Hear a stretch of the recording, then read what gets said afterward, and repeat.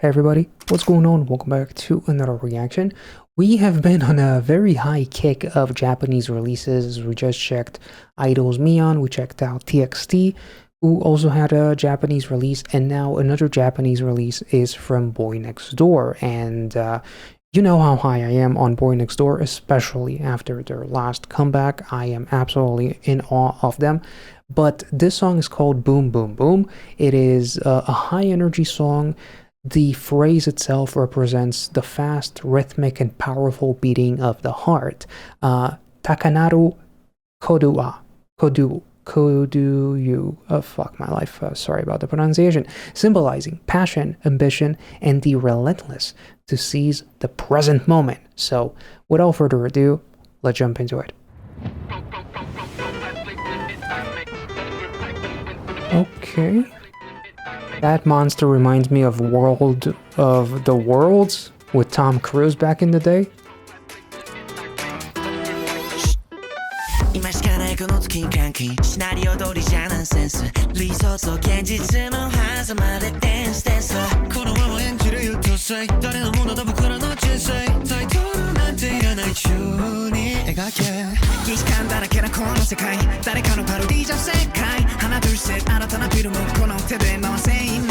That was such a nice line. Parroting someone else is the wrong answer. But I also read it as everybody's parroting someone else for their own answer. Not just the wrong answer to copy someone or to do whatever everyone else is doing, but everyone almost like can come to their own like conclusions, which I guess is also a bit of the point of the line itself. But this is really, really cool. So does he have a ticking time bomb in there, or like is that like the representation of the passion or whatever?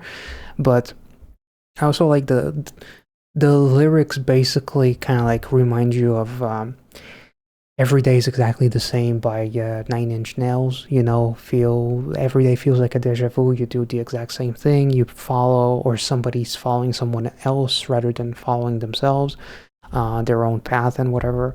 Yeah, okay.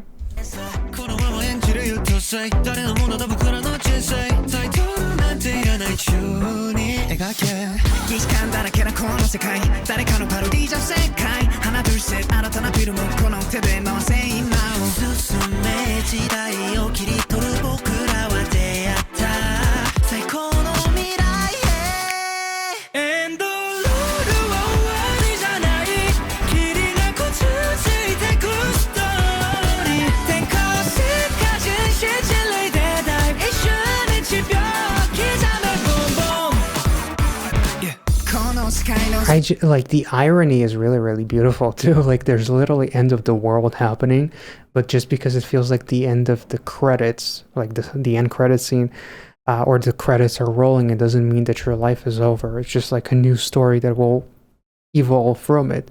And I'm not sure what is he sketching. Is it something that will help save the world?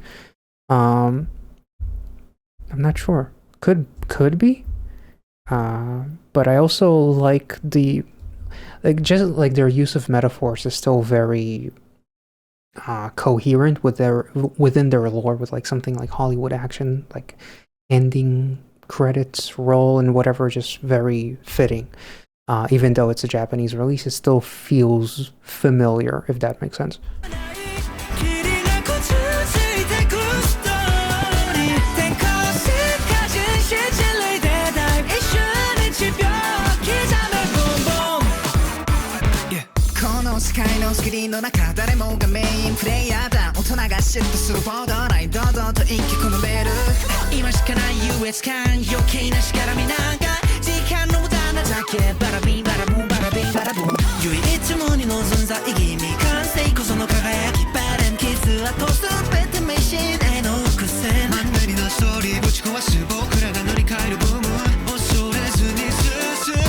He has a gun?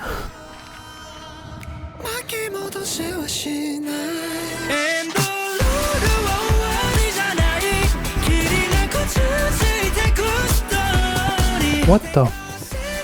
Yo, that's cool.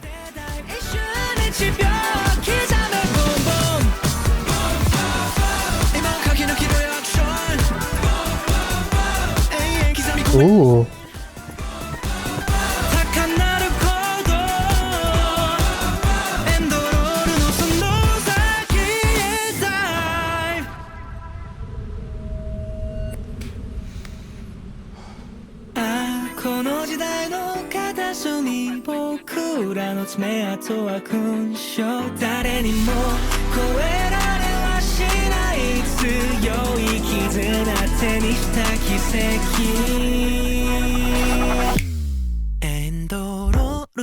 Oh, and it repeats itself.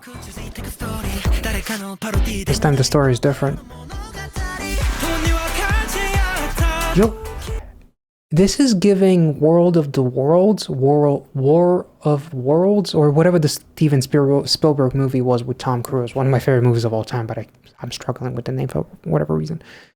It gives off that movie meets Edge of Tomorrow, which ironically is also Tom Cruise, but it's almost like repeating the same day over and over and over again to finally come to the right objective of how to tackle things. Or what was the movie with Denzel Washington?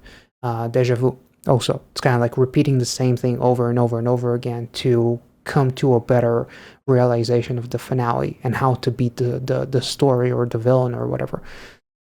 So like the mark when he gets shot, it's almost like, much like he said, the mark we left is almost like a scar or something like that. It's like a representation of our tight bond and like the path we've made, the road that we took and what it took to get here is marked by this scar or something like that, or by this wound or whatever, our strong bond and the path we grasped together.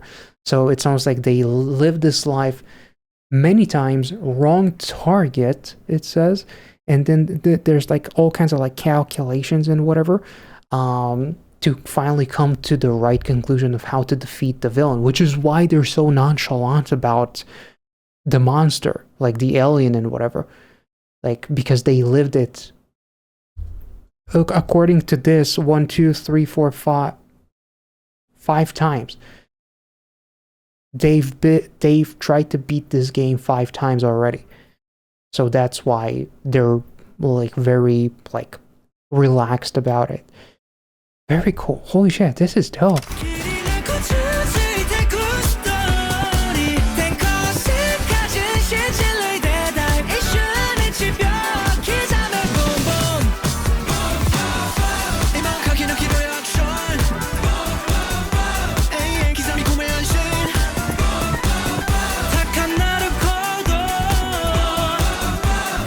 Like they're running in different patterns, trying to avoid the bullets, laying down almost like dead because one time it didn't work at all. All the different like pieces of paper, almost like the calculations and whatever. This is so fucking cool. Damn. And it almost feels like a maze because it's like a never-ending thing, like a loop of sorts that we're stuck in because they're literally inside of a loop. So it feels like very Edge of Tomorrow kind of shit.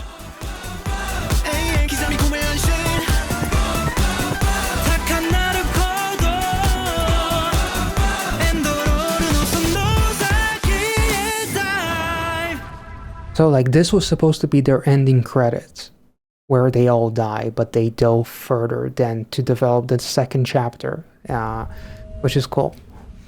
Or the new story where the conclusion is a positive one. Yeah, the mark we made is a badge of honor, which is like the scar itself. That's what I meant to say, but I think I kind of like said something a little bit different.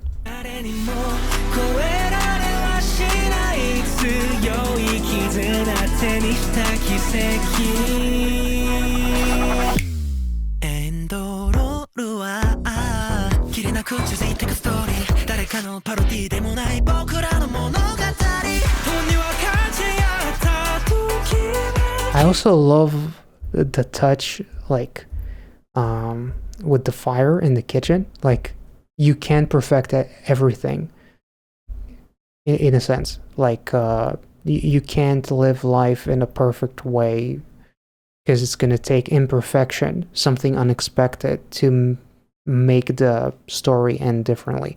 which is why they were disregarding the kitchen, because that's not the objective. The objective is like to kill the alien, or to get through with this storyline in which they always die. So they need to kind of like let go of all the other like details that may be like not relevant to their survival, if that makes sense. So it's like things are very different. Things are getting a little bit more messy rather than clean and coherent, which is cool. Life is messy, you know, basically. You can't plan it perfectly.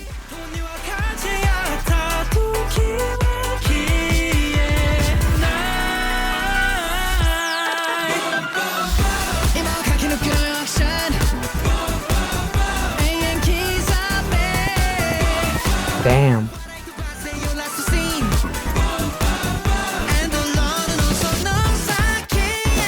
Ooh.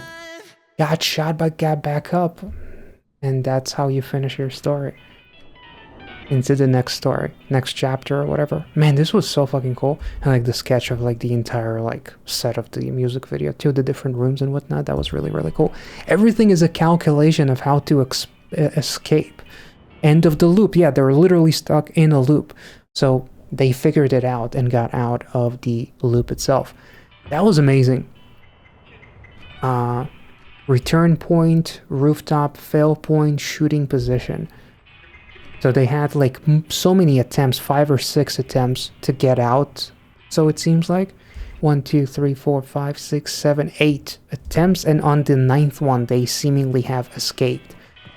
And like the door itself being like this door of opportunities in a way. It's not about defeating the alien. It's about escaping this story. Because like if you try to live like everyone else, like the whole music video is a giant metaphor that life cannot be perfect. You can't be perfectly, life can't be perfectly clean. Like when the kitchen gets set on fire, but you just don't give a fuck. You know, when all the messy shit happens is to emphasize the fact that life itself is messy. Like that's what makes it unique. You can't live life the same way as everyone else because you only have your own life. It is unique. So you need to live it in your own unique way. You can't copy someone else's methods and expect to live happily while living someone else's life, essentially, right? So I thought that was amazing. So like I was wondering for a second there why they were shooting at the door in the beginning. And then I realized that the door is the metaphor to escape the actual scenario of this loop that they're stuck in. End of the world, it always feels like the end of the world. Like my whole life is like a giant play about the end of the world that I cannot escape because I can't live my own life in a way. Like I'm always living someone else's life, follow someone else's rules, someone else's advice, someone else's life, and then complain about why am I so bored or so unenthused or so depressed or whatever the case may be, is because I'm not actually living my life to the fullest. So that's how you break the loop. You live for yourself. That's at least my understanding of the music video. Let me know your thoughts. Maybe the guys themselves talked about the concept of this music video, or maybe there's like some extra information from the director or anyone else. Feel free to let me know. The song itself, honestly, basically Boy Next Door, I would say. Like, it was interesting. I remember the pre-release to their last comeback. People are like, where's Boy Next Door? They've changed so much. It's like, you gotta let shit breathe. Like, trust the process. Let the guys experiment. And I love that, like, that pre-release is one of my favorite songs from Boy Next Door. And the fact that it was so different from anything else. It was like an era of like, who hurt you, Boy Next Door? Rather than like a happy-go-lucky kind of like unique but still positive Boy Next Door. You know, it was dark. I loved it. You know, both the pre-release and the title track after that were amazing. So it's like people like really need to let shit breathe and trust the process and let these groups and bands and musicians just in general try shit out and don't just slap everything with one sentence just because you don't like the way it looks or it sounds. You know, just don't form like an entire fucking conclusion based on one song. Because I love the song and my reaction to it basically like shows you how much I fucking loved it. But I do remember reading a lot of comments, not under my reaction, but just online about some people are like, that's not the boy next door that I know. You know, let them evolve. But this is kind of like a bit of a return or a bit of an evolution of Boy Next Door. It still has their sound, but it deals with a slightly like more, I guess, mature kind of like concepts if you think about it. I don't know, just to me it sounded like the Boy Next Door that I first got into in a way, or similar to it. And I absolutely love the song. This is probably one of my favorite songs from them. So I hope you guys enjoyed this reaction. Let me know your thoughts. Maybe I'm completely like speaking nonsense right now, but those are my 2 cents. If you enjoyed this one, make sure to like this video, comment your thoughts as always. Check out the rest of my reactions to Boy Next Door somewhere up here or down in the description. You should find the playlist, and have a wonderful rest of the week and weekend ahead, and be well and safe wherever you are. See ya.